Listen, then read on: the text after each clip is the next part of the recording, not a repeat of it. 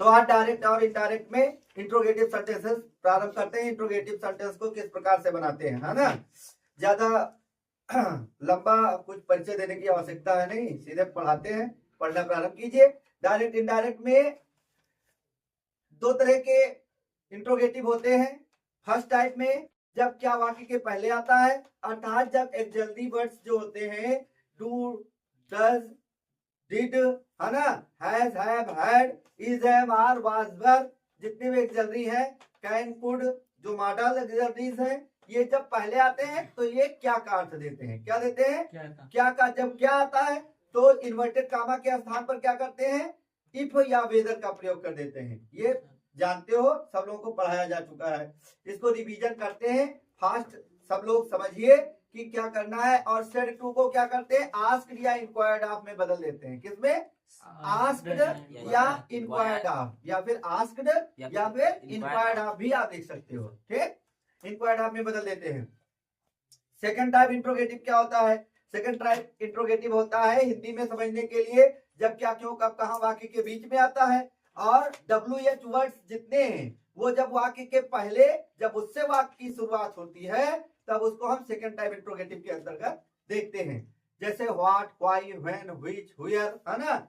जब इनसे वाक्यों की शुरुआत होती है तो उसको क्या कहते हैं, सेकंड टाइप इंट्रोगेटिव। उसको बनाने के लिए क्या करते हैं, इन्हीं को कंजक्शन बना लिया जाता है। इन्वर्टेड कामा के स्थान पर क्या करते हैं, जो व्हाट, व्हाई, व्हेन, व्हिच जो प्रश्नवाचक शब्द होते हैं, इन्हीं को कंजक्शन बना लेते हैं। अच्छा, कंजक्शन बनते कब है, जब इनके बाद सहायक क्रिया लगी होती है तो ये प्रश्नवाचक शब्द रहते हैं। लेकिन जब इनके जस्ट बाद में हम सब्जेक्ट उठाकर रख देते हैं तो ये काम करने लगते हैं कंजक्शन का। क्या काम करने लगते हैं, कब काम करते हैं, जब इनके तुरंत बाद हम सब्जेक्ट उठा करके रख देते हैं। चलिए फिर बनाना प्रारंभ करते हैं। कुछ थोड़ा सा आप जानकारी तब तक नोट कर लीजिए, लिखिए, हेडिंग डालिए। डायरेक्ट और इनडायरेक्ट, जो यहाँ हेडिंग पड़ी है ये हेडिंग डाल लीजिए। यहाँ ऊपर देखिए हेडिंग पड़ी है, direct and indirect of interrogative sentences. हो गया सर। अब इसमें लिखिए first type interrogative. First type interrogative, first type interrogative, जब वाक्य की शुरुआत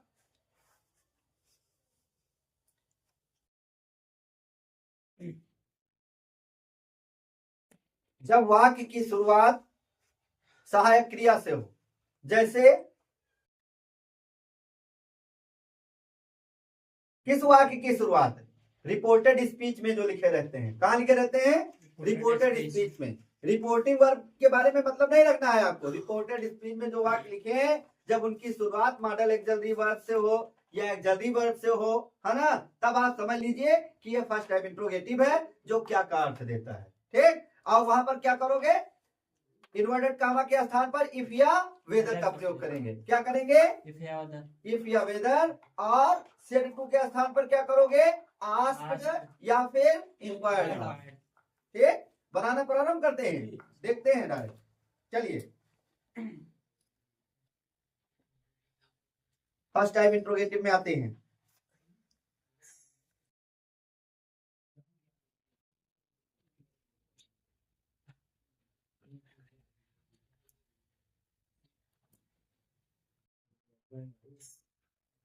हरी,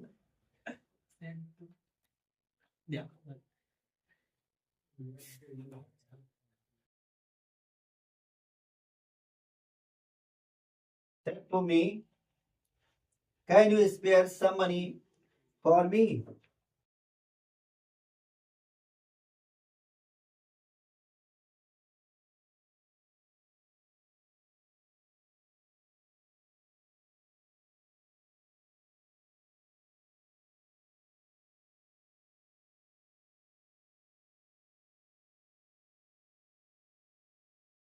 देखिए बच्चे, सेट टू को बदलेंगे आस्क में। हरी आस्क,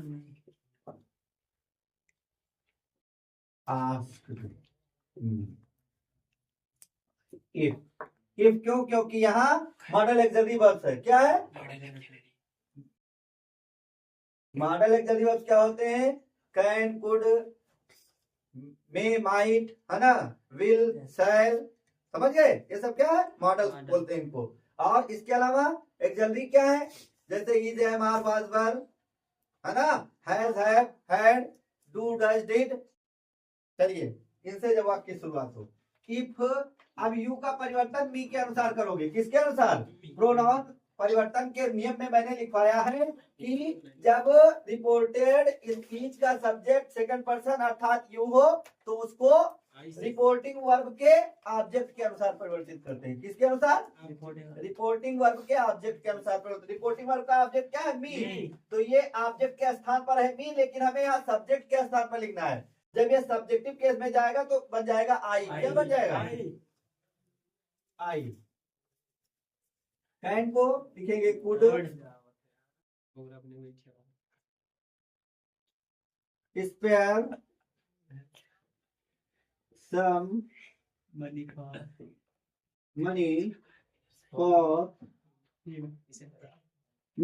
अब मी को क्या करोगे? किसके अनुसार किसमें बदलोगे?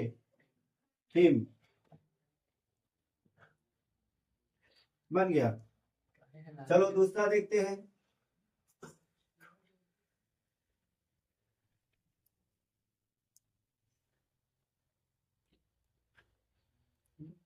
The boys said to Sudhir,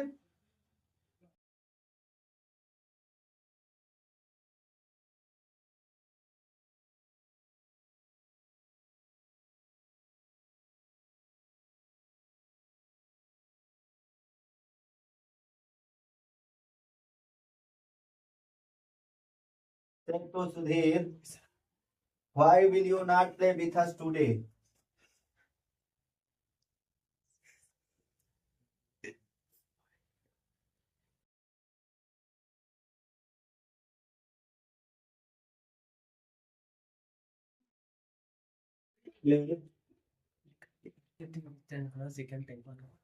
With us today. यीशु खड़े हो जाओ, बताओ। ये गुरुजी फर्स्ट टाइम और सेकंड टाइम वाला ऊपर लिख दिया हुआ पढ़ाओ फर्स्ट टाइम पढ़ाओ। हाँ गुरुजी देखो सीधा वही लगा यही में गुरुजी पढ़ाओ। हाँ तो बनाते हैं। चलिए देखिए, the boys asked Sudheer, why को बनाएंगे कंजक्शन। वाई यू सुधीर के अनुसार ही में बदल जाएगा। कंजक्शन कब बनेगा? अब ये भी बताया मैंने, जब इसके तुरंत बाद सब्जेक्ट का प्रयोग करेंगे तब ये बनेगा कंजक्शन। अगर सहायक क्रिया ही लगी रहे तो ये कंजक्शन नहीं है। हाँ। ही और यहाँ पर बिल को वुड, नॉट प्ले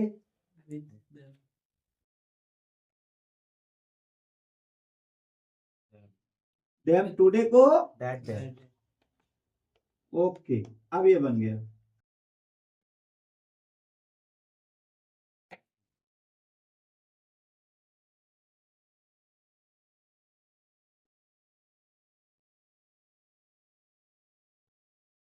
सब स्पेशल चेंज।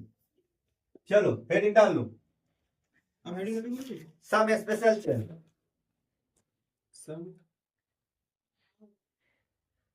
जब किसी वाक्य से लिखना प्रारंभ करो। जब किसी वाक्य से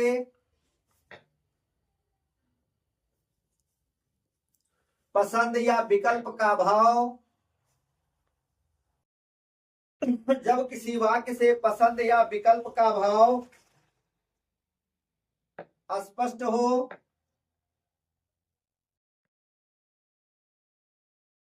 पसंद या विकल्प का भाव स्पष्ट हो, उस वाक्य में इन्वर्टेड कामा के स्थान पर, उस वाक्य में इन्वर्टेड कामा के स्थान पर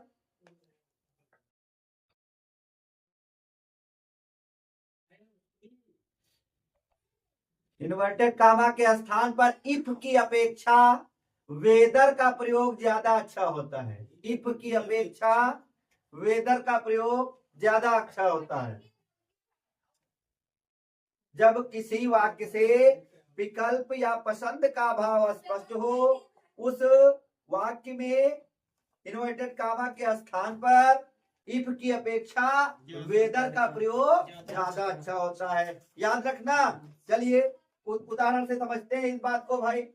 the teacher said to Hari, लिखिए the teacher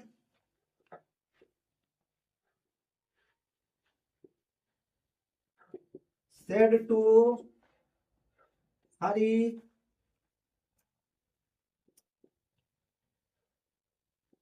inverted comma, do you want to attend the parade or not? Do you want to attend the parade or not? Inverted comma बंद कर दो। देखो बच्चे, अब यहाँ पर अध्यापक ने हरी से क्या पूछा है, क्या तुम परेड में सम्मिलित होना चाहते हो या नहीं, चाहते हो या नहीं। क्या है वो, उसको दो विकल्प दिया गया है, वो हाँ भी कह सकता है और नहीं भी कह सकता है। बात समझो, जब इस प्रकार का कहीं आपको वाक्य मिले कि जहां विकल्प का भाव हो कि चुनना हो, तो वहां पर इफ का नहीं बल्कि वेदर का प्रयोग करेंगे। बात समझ में आई? चलिए बनाइए इसको। द टीचर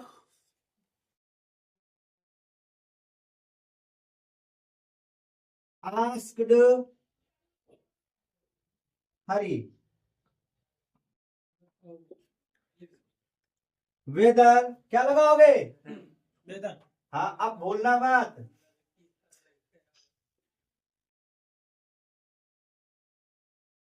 वेदर, अच्छा यू का हरी के अनुसार क्या हो जाएगा?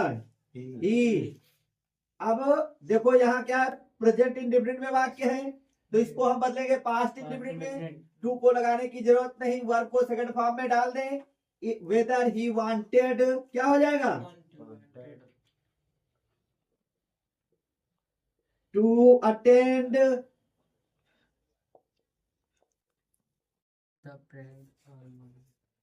The parade or not.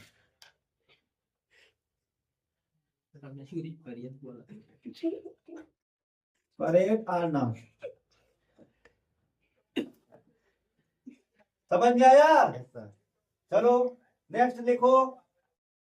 सब स्पेशल रूल में ये होगा एक। अब रूल नंबर 2 लिखो। रूल नंबर 2 लिखना प्रारंभ करो।